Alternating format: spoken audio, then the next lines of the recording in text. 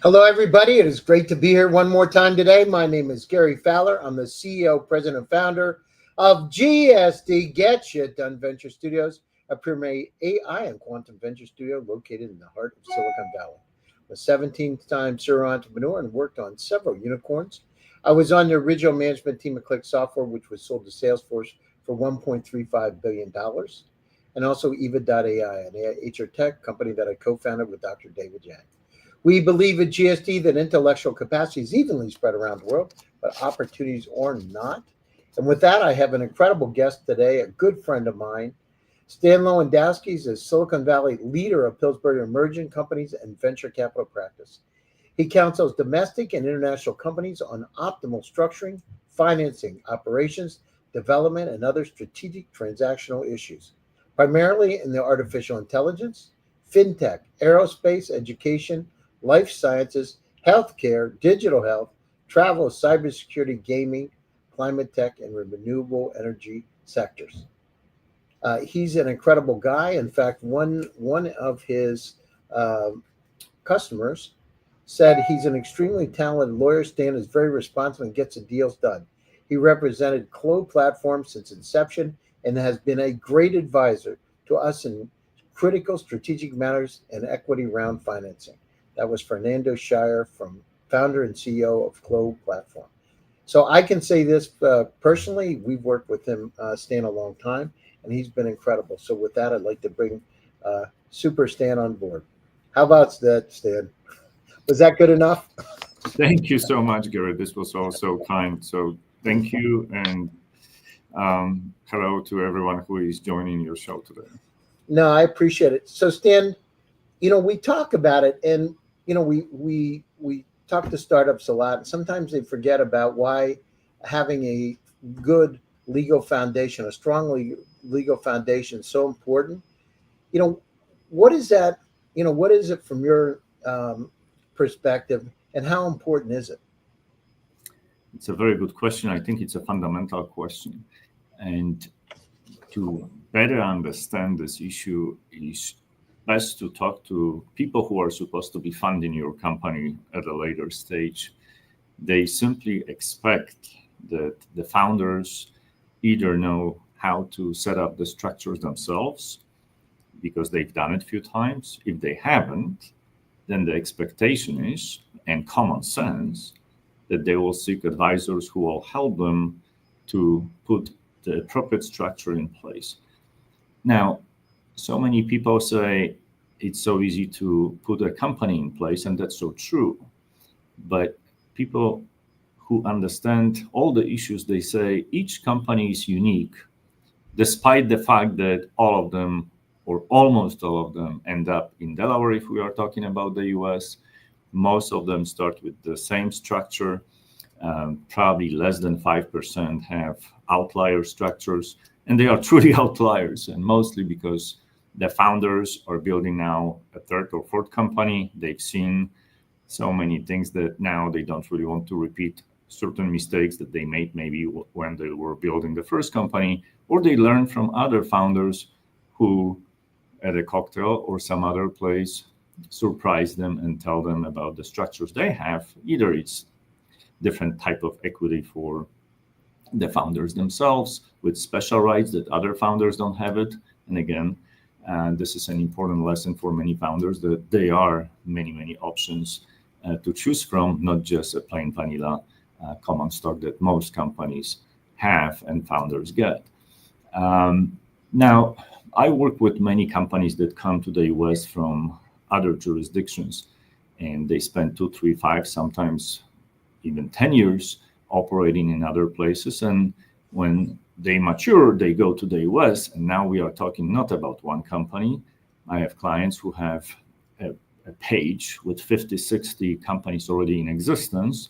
And then we talk about how to expand into the US market. Sometimes it's a simple subsidiary, but in other cases, we restructure the whole organization because the plans that the specific company has for expansion are different than the neighbors. So that's crucial. So my approach to this issue is each company is unique.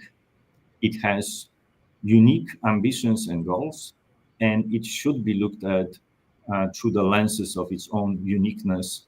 And then the plans, the goals are going to be addressed with all of those other nuances taken together so we can put a big puzzle.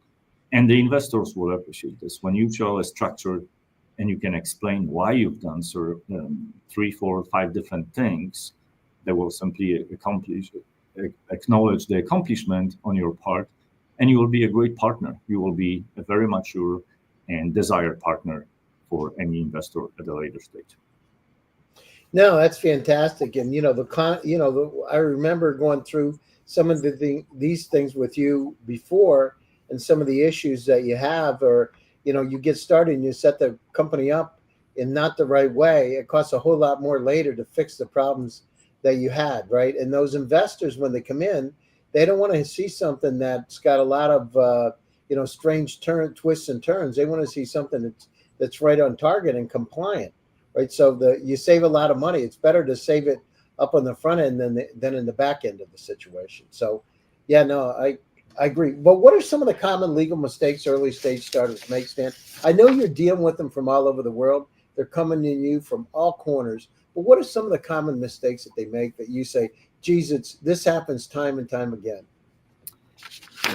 It's a very good question, and people who are listening now, maybe they've made those mistakes. They had to fix them. Some mistakes cannot be fixed, or they are extremely difficult to be fixed. So I look at the capitalization structure as the first hassle that several founders have to deal with. And the mistake number one when we are setting up companies is to have just a verbal understanding or an expectation or a tacit agreement, as we call it, with respect to how the company will be divided among 2, 3, sometimes more people. And people set the company up and delay the issuance of shares for a month or 2 or 3. Some things happen in between. Some investors express interest because they started talking publicly about what the company is supposed to be doing. And suddenly founder number 3, who was supposed to be maybe with 22, 25%, suddenly sees that his or her value now is greater than initially thought, and suddenly says, unless I have 40%, this company is not going anywhere. So that's the first item where people have a mistake to deal with, and the mistake is not to really agree on how the equity will be allocated among the initial team. And then, of course, it's very difficult, even if you agree to something, that bad impression will stay with the company for a very long time. There won't be too much trust. It's an erosion process from within, and not many companies like it. So that's one. So formalizing the agreements up front and setting the right kind of expectation so everybody's on the same page. How do you do that, though? Because when you come into a company, there are ideas, right? So what do? Do you start writing things down and agreeing right away, sending emails back and forth and agreeing so everybody hears the same thing? Because maybe I heard something different than you've heard. If the process is going to take several weeks or sometimes several months, because as you probably have seen in many instances, many founders come from many different companies, more mature companies, and they are not just leaving the great firm on Tuesday and starting a new company on Wednesday. Sometimes it happens when there are layoffs and other events that push people out, and they simply say, now we have to do something. And great companies are born that way too, so that's a good thing. But in most cases, people plan for several months, and they approach other colleagues with whom they possibly studied at a college or university a few years back, and they say, let's put something together. The 3 of us can do this. And then they talk, and if they don't memorialize the understanding they have, sometimes it's just, oh yes, it's assumed that it's going to be an equal split, or it's assumed that since I'm starting the conversation that I will have 60%, others will have 20-20. And when it comes to this later moment, when you really have to take the pen or DocuSign and sign a document that says you will have X and your colleague has 2 times more, people have different views, and then companies pretty much that were born yesterday fell a week later. Or if you want to salvage that company, you may do that, but again, this disease is already within, and it's not really healthy. So that's one of the first things that I tell my founders, to memorialize this. And if they really need several months, there are forms of founders agreements or founders understanding. Many universities have those forms available because they understand They'll that. have just like a memo of understanding on the front end, so everybody's on the same page. And if they don't buy off of it, forget about it, right? And it's not to cause damage to the other person later. It's simply to say, we had an agreement, or we've had an agreement for 3 months. Now we are just memorializing this because we formed a company yesterday. So let's adhere to what we discussed, rather than just assuming that the other person understands what was discussed, and now you have a problem because the understanding is slightly different. Common sense, but common sense has to be pretty much with us 24 hours a day. So what about, the one thing, I hear a lot about is IP, because people don't protect their IP, or, they're stepping on somebody else's trademark, and it becomes a problem. How do you go down through? I mean, how important is IP protection, from your standpoint? It's very important, and it really depends what type of IP we are talking about, because most people understand that you have different types. You have patents, you have trademarks, you have copyrights, you have trade secrets. And depending on what this intangible asset you have, you will then discuss probably with your counsel what type of protection would be most suitable for that asset to be protected. And in some cases, if we are dealing with some novel, non-obvious invention, sometimes a clear response will be, let's patent it.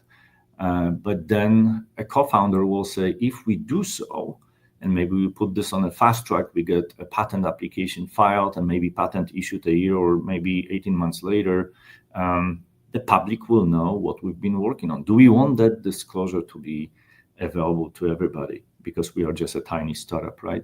Do we want other companies to see and possibly just analyze very carefully what we are doing and apply different detours and do exactly what we are doing, but apply some magic that at the end will be gone in 3 years, and this other company will nicely use our invention. So sometimes companies will sit down, and the advice from us will be not to patent something that it's easily patentable and protect that as trade secret. We are not talking about Coca-Cola, of course, but the idea is the same. Preserve the information and the ways of doing things, so only your team and only those people who have the need to know have access to that information. So you put a nice policy in place, you track every single person and access of that persons to that technology. So you can nicely say, we have this cat in a bag, but this is what it is, right? But the other things, for example, you mentioned trademark. If you have a good name, good logo, absolutely protect this as soon as possible. Copyright, that's a more sophisticated subject. Sometimes people will seek copyright protection, but it's less known thing for most startups. And trade secrets, again, if somebody is considering the deviation from patenting technology, because many people are sophisticated enough to even start the provisional patent application on their own. Mm-hmm. But before they do that, they should really assess whether they should go and use the trade secrets route to seek better protection for the long term. So we have many discussions now with AI companies, and many are not filing patents. They simply say it will be too early to disclose what we are working on. There is secret sauce that we want to protect. And again, in some jurisdictions, you can't even patent software. So it depends where you are, what you are doing. And again, being a lawyer, the best advice I can give to anybody contemplating IP protection is to talk to a patent or trademark or copyright lawyer or trade secret lawyer, just to get the full understanding and choosing the right path to protect the technology.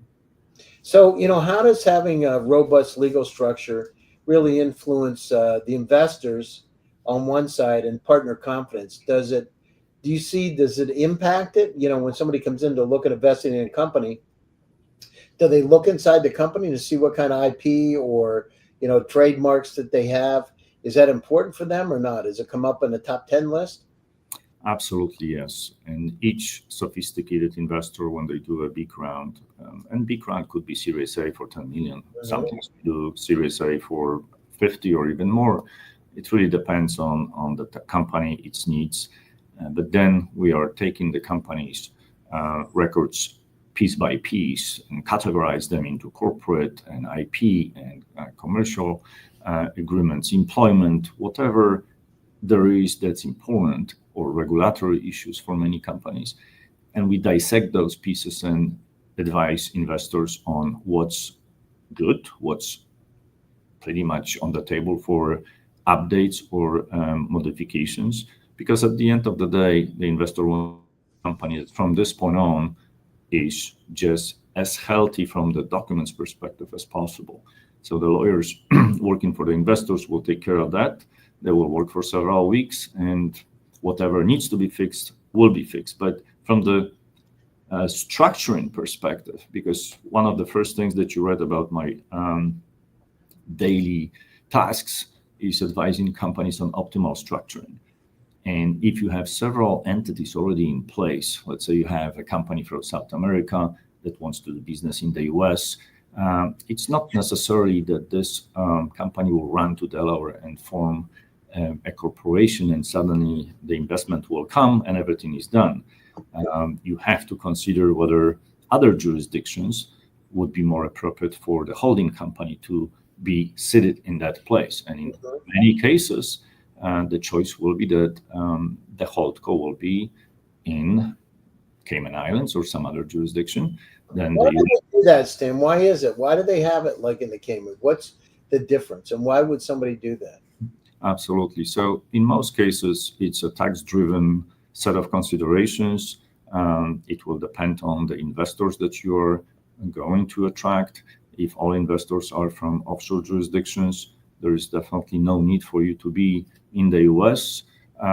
If you can get a perfect structure in another place, which is still used and acknowledged by investors as a safe place, right? So we don't go to dangerous jurisdictions. We go to those that are well established, and these are all part of the UK, part of the Crown. Easy system, very sophisticated, I would say. But for us, people who deal with whether it's Cayman or BDI or other places, we pretty much can do any type of a deal. And having analyzed all the facts that the company put on the table and express its views on where the investors will be coming from, we put all of this together. We work closely with the accounting firms that have proper understanding on how things are, for example, done in Chile or Ecuador or Brazil. In their home countries, right? You work with them. Absolutely. Yeah. And we put all of this together, and then we present a structure that makes sense. And then when the investors come in later, they get this presentation, they review this, and pretty much the next day they simply say, it's a perfectly designed structure. We will invest in this entity, and then the money will flow to different operating entities in different places. It shows that the founding team has very solid understanding on how those nuances have to be addressed. And it's just, again, A+ for the founding team, because many will miss this the first time. And I will say, in many cases, it's the second company that the founding team builds much faster, better, with fewer hiccups than the first one, because the first one, they simply didn't know. They assumed that every company will be the same and all. I mean, the thing is, when you go to a business school, people don't really teach you how to build a startup, right? Harvard started the first MBA to teach managers how to manage, not how to be entrepreneurs. So it's there's a lot of hit and miss, but the thing is finding those contacts that can help you and give you guidance to go down through this process. You need your Sherpa, your startup Sherpas to be able to do this. So, you said a couple of things: corporate formation and governance, founder agreements and equity allocation, intellectual property, IP rights, compliance and regulatory adherence. So these are really 4 items that are really important for a startup to get critical right from to be able to really launch? That's correct. There are many other things. We could go and probably spend the next few hours if you mention, oh, what about CFIUS? What about some other regulatory issues? CFIUS is very important from both the startup and also investors' perspective when companies from overseas invest in US-based companies with critical technologies under the Defense Production Act. We have to very often analyze both from the startup's perspective and then from the investor's perspective whether that investment is allowed, whether a filing with the US government is required, because those who simply ignore those provisions and say this Committee on Foreign Investment in the United States will probably not look at a transaction, those people are wrong. Those transactions are very often looked at. And even many, many months after the deal presumably close, there could be a message that this transaction will not be going forward as expected. It will be unwound, and nobody wants that. So sophisticated parties have proper advice for different things that's relatively easy to obtain. You just have to be cognizant of all of those issues that they exist and put them on your list to address. So, one of the challenges, so let's say you start up a company, how can startup founders balance early stage financial constraints with the need to establish proper legal framework, right? How did they go down? Because, you come out of this thing, you've just left a job or got laid off, you don't have a lot of money, you're getting started with a company. How do you go down through what kind of, and they got to get it right, the corporate formation, the founder agreements, the IP protection, but how can that work? How can they come up with the right kind of capital? What are there startup friendly packages or deferred fee structures? I mean, how can you work with startups to be able to help them? Or is that even possible? It's a very good question. And of course, it is possible. So it starts with the founding team, because we have many clients who express desire to work with one of the best law firms. At the same time, they put another line into a presentation that says, we are bootstrapping, we'll be bootstrapping for the next 6-7 months, and then we'll be seeking investment. And those conversations pretty much happen on a weekly basis. So from our perspective, we want to work with sophisticated founders, with people who we believe have a chance to change something in the industry. If they have great credentials, let's say I have a company now with several founders from MIT. They already built one company, now they are starting another one. And again, the discussion is how can you support us, but we are not going to seek investment for the next few months. We are not going to be paying ourselves. How can we be partners? And the response to that is that there will always be a way that will design a structure that works for both parties. So long as we want to work together, there will never be a block that somebody will. Yeah, so that's really important for all the startups out there, right? So, one of the things with, great law firms like Pillsbury is having, and great lawyers like Stan, from my perspective, is having the ability to be able to work with a startup in a kind of way because they see the opportunity and they don't want to miss out on a unicorn too. Because as a company grows, there's opportunities going upstate. And the other thing is, Stan, I mean, the startups need to look at the legal costs in investments and risk mitigation rather than sunk expenses, right? It's really about risk because it's going to cost you a whole lot more in the future if you screw something. I've seen it, right, with some of the companies in the past that we've done. We went down through and didn't go down through and get the name of the company right many moons ago, and the CEO at the time didn't want to spend a lot of money on it. He said, "Oh, let's just look in the internet and see if the name's taken." Oh, there's not. Let's just, there's nothing there. And it ended up when we went down through a liquidity event, it became an issue at that point. So get it done up front, get this stuff done, find somebody that's great like Pillsbury and Stan to be able to help you because it's going to save you a whole lot of money to do it now rather than to try to do it later, and could create a lot of heartache later that you don't necessarily want to have. So now, if I may, I will add one more thing because we are looking only at the defensive mechanism at this point. If you have IP assets that somebody else is infringing, do not let those other entities infringe, whether it's just your name or patent, whatever that is. Companies have to be proactive and defending what's theirs. So when a startup gets a cease and desist letter, that means something is wrong, probably with what the startup is doing. But if somebody else does it to you, you should be acting exactly the same way. So don't let those things. What happens if you don't, Stan? If somebody does that, they're stepping on your trademark or stepping on your company. What happens if they don't do anything? Just imagine from the trademark perspective, you have a great product and there's another company that now has very similar name, and let's say 50% of the customers that would otherwise come to you go to this other company for a similar product.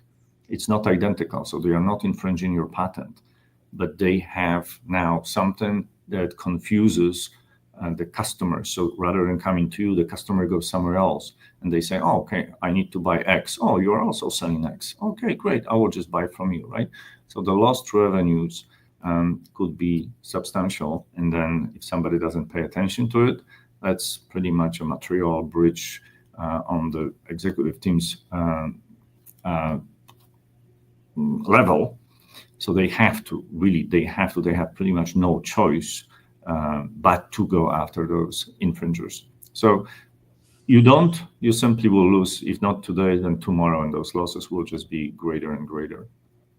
Yeah, so, one of the things, just a disclaimer for all those out there, we're not trying to give you legal advice. This is for informational purposes only for all of the viewers out there. Stan, we're coming up to the top of the show. Closing thoughts, and how do they get a hold of you? Absolutely. If you type my name into any reputable search engine, my name will come up. You can add Pillsbury, then I will be probably the first one listed there.